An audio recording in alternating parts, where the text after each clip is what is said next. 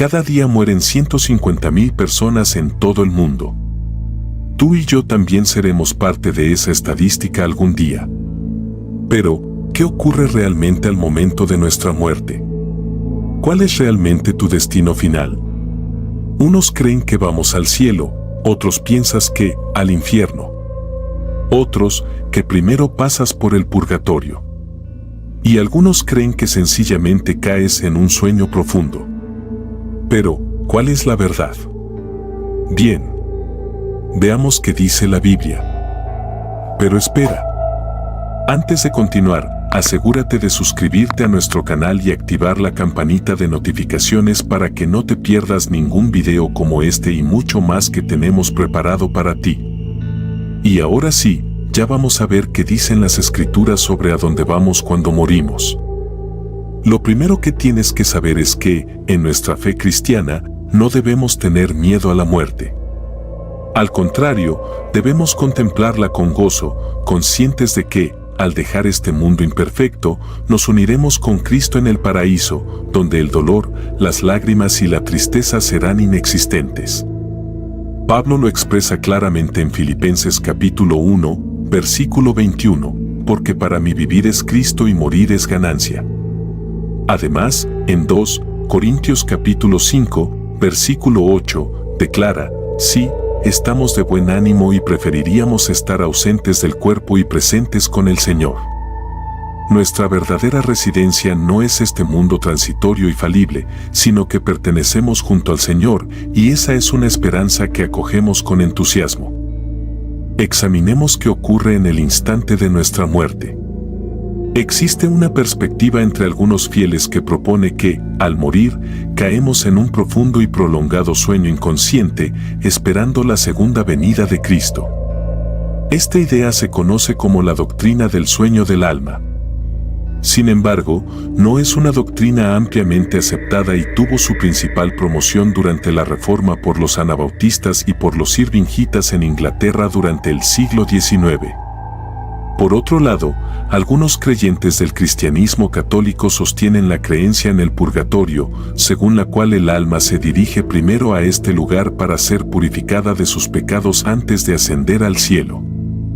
Así, algunos fieles sostienen que, al momento de nuestra muerte, el alma se une inmediatamente con Cristo, mientras que nuestro cuerpo es depositado en la tierra, descansando en la tumba hasta la segunda venida de Cristo. En ese momento, se nos devolverá nuestro cuerpo. Entonces, ¿qué sucede con un cuerpo resucitado? ¿Es eterno? Ciertamente, Dios creará nuevos cielos y una nueva tierra, y allí habitaremos con Él eternamente. En cuanto a los no creyentes, hay diversas opiniones. Algunos sostienen que su destino final será el infierno, donde sufrirán eternamente. Otros creen que simplemente cesarán de existir, mientras que algunos argumentan que experimentarán un sufrimiento temporal por sus pecados antes de cesar de existir definitivamente. Esta última creencia se conoce como la doctrina del aniquilacionismo, que postula que Dios finalmente los aniquilará, llevando su existencia a un cese total. No obstante, ¿cuál es la realidad de estas afirmaciones? La verdad solo puede ser descubierta a través de un estudio completo y equilibrado de las Escrituras, no mediante la interpretación de un versículo aislado. Primero, examinemos el concepto del purgatorio. ¿Qué revelan las Escrituras realmente acerca del purgatorio? De hecho, no hay mención alguna del purgatorio en la Biblia. Entonces, surge la pregunta, ¿cómo ha originado la Iglesia Católica Romana la doctrina del purgatorio si no se basa en las Escrituras? Principalmente, esta creencia surgió de dos fuentes. Primero, como una tradición eclesiástica, y segundo, a través de interpretaciones de textos no canónicos, conocidos como los libros apócrifos. Por ejemplo, en 2 Macabeos capítulo 12 versículos 42 a 45, se relata cómo Judas Macabeo, el comandante de las fuerzas judías, organizó una colecta de 2,000 dracmas por persona para enviar a Jerusalén como ofrenda por el pecado. Al proceder de esta manera, Judas Macabeo actuó con gran honor y rectitud, considerando la esperanza de la resurrección. de no haber creído en la resurrección de aquellos que habían muerto, hubiera sido inútil e ilógico rezar por los muertos.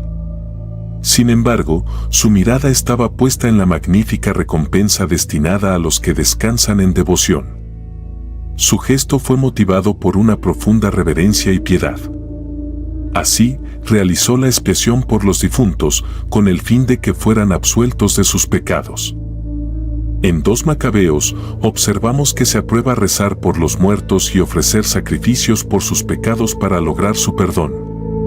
Este enfoque contrasta con las enseñanzas de la Biblia.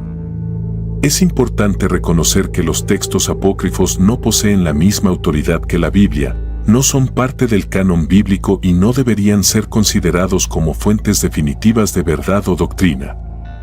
La Iglesia Católica Romana sostiene la doctrina del purgatorio basándose en tradiciones y en interpretaciones de pasajes de estos textos apócrifos.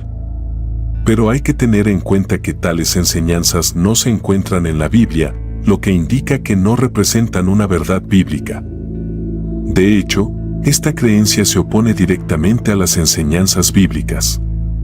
Si se acepta la idea del purgatorio, implícitamente se está sugiriendo que la redención que Jesucristo logró en la cruz, muriendo por nuestros pecados, no fue completa. Se estaría afirmando que la expiación de Cristo no es suficiente por sí sola.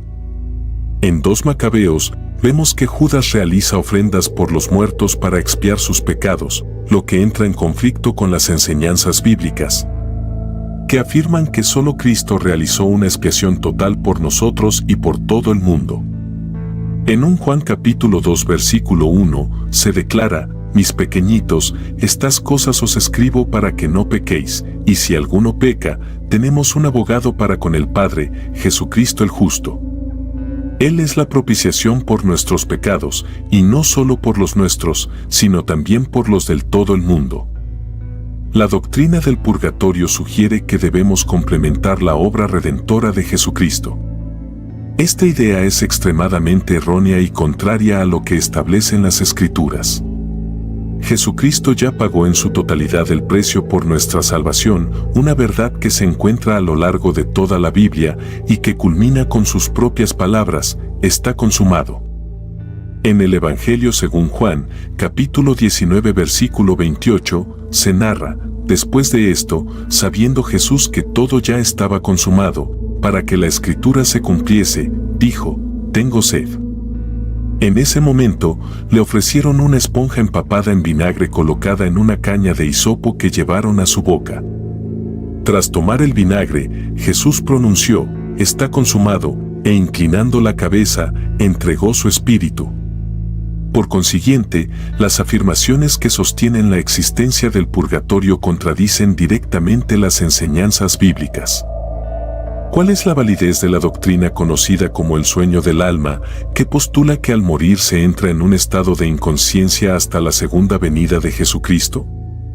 Aunque esta doctrina no es ampliamente aceptada, fue promovida por algunos durante la Reforma, particularmente por los anabautistas y los irvinistas en el siglo XIX.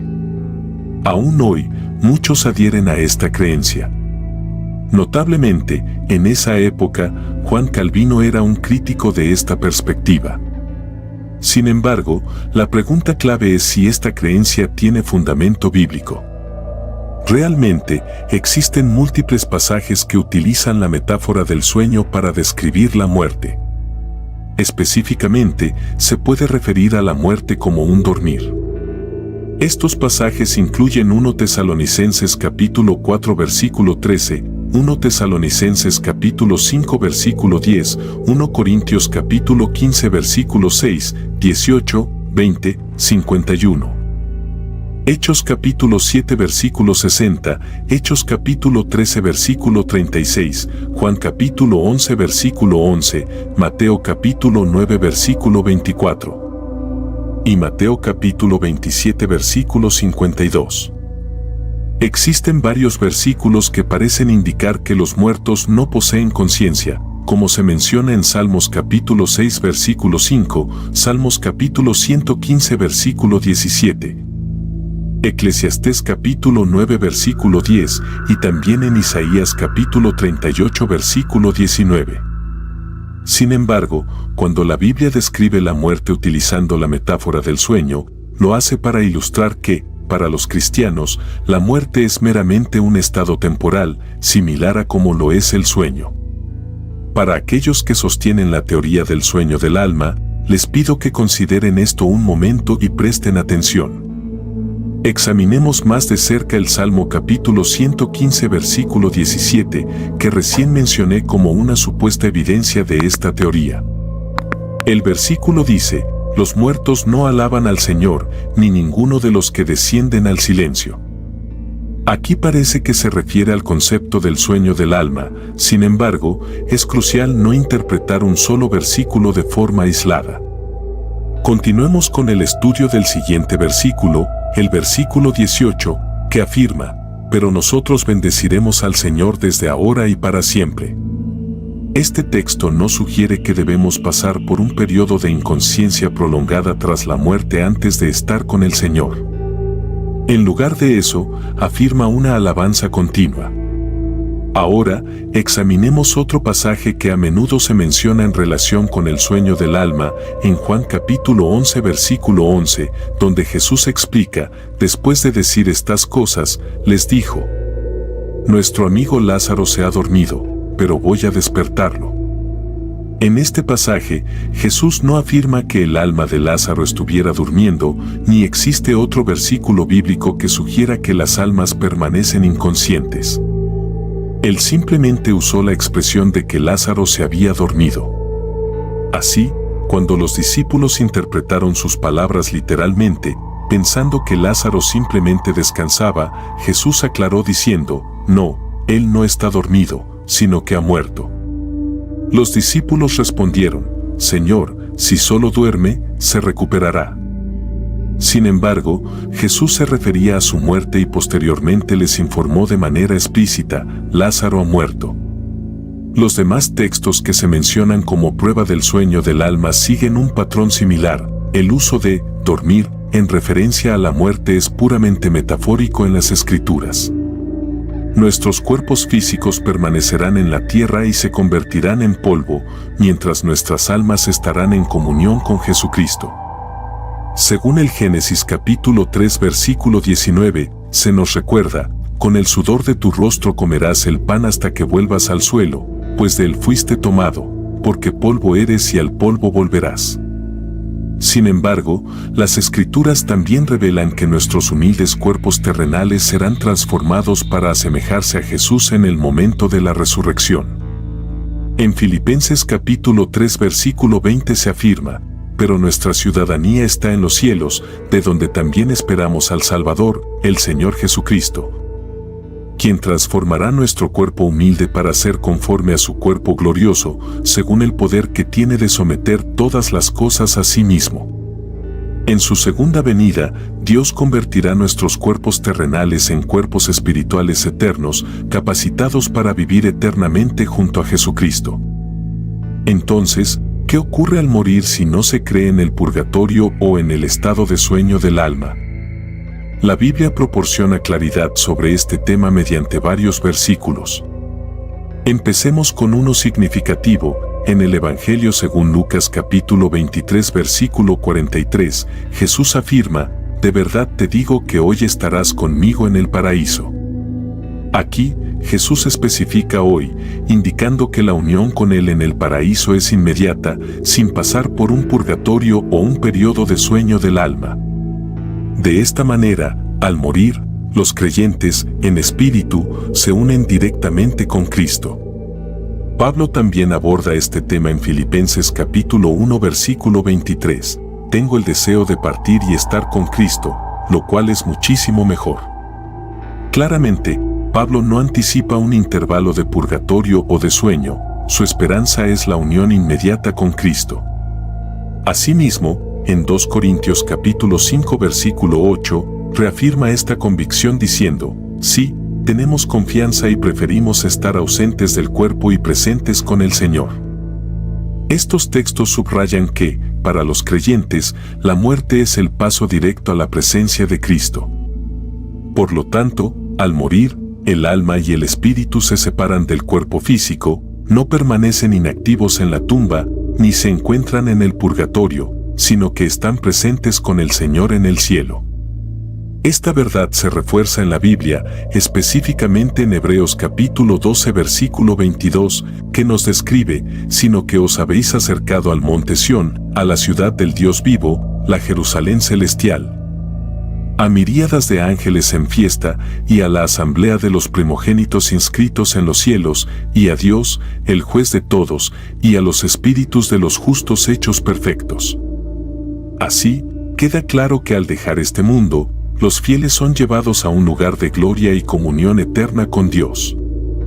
Así, el texto aborda a los fieles que ya se encuentran en el cielo, y al leer todo el capítulo, se aprecia que la adoración a Dios trasciende la mera presencia divina. Se extiende a la compañía de ángeles y de espíritus de los justos ya perfeccionados. Esto constituye una vasta multitud de testigos, y al comienzo del capítulo, ya se menciona en el versículo 1, por tanto, también nosotros, rodeados de tan grande nube de testigos, despojémonos de todo peso y del pecado que nos asedia, y corramos con paciencia la carrera que tenemos por delante. Este pasaje destaca la comunión celestial y la inspiración que los creyentes deben derivar de ella. Así, este pasaje nos revela que los seres celestiales están conscientes de los acontecimientos terrenales y se regocijan con cada conversión a Cristo. Como se menciona en Lucas capítulo 15 versículo 10, así os digo, hay gozo delante de los ángeles de Dios por un pecador que se arrepiente. Piensa en la alegría que cada conversión despierta entre los ángeles. Recordemos que nuestra estancia en este mundo es temporal, no estamos destinados a permanecer aquí indefinidamente. Considera las palabras de Esteban en su martirio, relatadas en Hechos capítulo 7 versículo 55, pero él, lleno del Espíritu Santo, fijó los ojos en el cielo y vio la gloria de Dios y a Jesús de pie a la derecha de Dios, y dijo, he aquí, veo los cielos abiertos y al Hijo del Hombre de pie a la derecha de Dios. Este testimonio refuerza nuestra comprensión de un hogar celestial permanente, contrastando con la transitoriedad de nuestra vida terrenal. Con gran estruendo, ellos se taparon los oídos y, de manera unánime, se abalanzaron sobre Esteban, arrastrándolo fuera de la ciudad para apedrearlo. Mientras lo hacían, los testigos depositaron sus ropas a los pies de un joven llamado Saulo. Durante el apedreamiento, Esteban clamaba, Señor Jesús, recibe mi espíritu, y arrodillándose, gritó con fuerza, Señor, no les tomes en cuenta este pecado. Tras estas palabras, Esteban murió. Este poderoso mensaje resalta la convicción de Esteban, quien lleno del Espíritu Santo, entregó su espíritu a Jesucristo, mientras que su cuerpo quedó en la tierra. Al describir que Esteban durmió, la narrativa sugiere un descanso temporal del cuerpo, dado que su espíritu ya estaba con Cristo. Así, mientras su espíritu se unía con Cristo, su cuerpo yacía en reposo, aguardando la resurrección futura cuando Jesús regrese para revitalizar nuestros cuerpos, transformándolos en cuerpos eternos y espirituales semejantes al de Jesús, con quienes habitaremos en el nuevo cielo y la nueva tierra. Esto también se clarifica al examinar 1 Tesalonicenses, capítulo 5, versículos 9 a 10, que nos enseña, porque Dios no nos ha destinado a ira, sino a obtener salvación por medio de nuestro Señor Jesucristo, que murió por nosotros para que, ya sea que velemos o durmamos, vivamos juntamente con Él. El estar despiertos o dormidos no implica una desconexión con Él. La metáfora del sueño se refiere realmente a la muerte, como se explica en las Escrituras. Cada persona vive solo una vez en la tierra, después de lo cual enfrenta el juicio, según se expone en Hebreos capítulo 9 versículo 27, y de la misma manera está establecido que los hombres mueran una sola vez. Y después de esto, el juicio. Como creyentes, después de nuestra muerte, nuestra promesa es estar en presencia de Cristo. Para aquellos que rechazan reconocer a Jesucristo como su Señor y Salvador, enfrentarán un destino de castigo perpetuo. Se cree que primero esperarán en un lugar transitorio, el Hades, donde aguardarán su resurrección final, juicio y condena eterna. Jesús ilustró lo que ocurre después de la muerte mediante la parábola de Lázaro en el Evangelio según Lucas capítulo 16 versículos 22 a 23. El mendigo murió y fue llevado por ángeles al regazo de Abraham, mientras que el hombre rico murió y fue sepultado. En el Hades, sufriendo tormentos, vio desde lejos a Abraham y a Lázaro a su lado. Esto indica que, aunque el cuerpo del hombre rico fue enterrado, su alma experimentó tormento inmediato en el Hades. Posteriormente, se lleva a cabo el juicio definitivo, descrito en Apocalipsis capítulo 20 versículos 11 a 15, y vi un gran trono blanco y al que estaba sentado en él, de cuya presencia huyeron la tierra y el cielo, y no se encontró lugar para ellos. Vi a los muertos, grandes y pequeños, de pie ante el trono, y se abrieron los libros. Otro libro fue abierto, el libro de la vida, y los muertos fueron juzgados según lo escrito en los libros, de acuerdo con sus obras.